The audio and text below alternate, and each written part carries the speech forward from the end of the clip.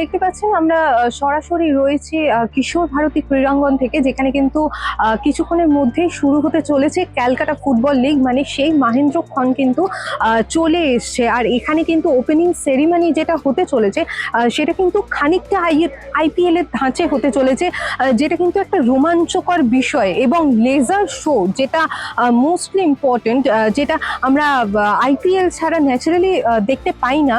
সেই রকম শো কিন্তু হতে চলেছে, সেরকমই খবর আছে অলরেডি।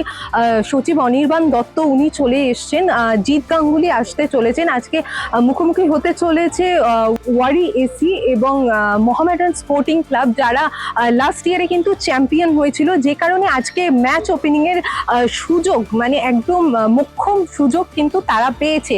আর এই ওয়ারি ক্লাব, যেটা ওয়ারি এসি, এই ক্লাব কিন্তু কিছুদিন খুব কম সময়ের জন্য প্র্যাকটিস করতে পেরেছে। এবার সেক্ষেত্রে তাদের দুর্বল বলা যেতেও পারে, নাও যেতে পারে। তার কারণ হচ্ছে মোহামেডান যে ক্লাবের দলটা, সেটা কিন্তু ঢেলে সাজানো হয়েছে বলে হাকিম উনি কিন্তু অলরেডি কনফার্ম করেছেন, কোচ হাকিম, এবং দীপেন্দু বিশ্বাস উনিও কিন্তু কনফার্ম করেছেন যে খেলা কিন্তু রোমাঞ্চকর হতে চলেছে।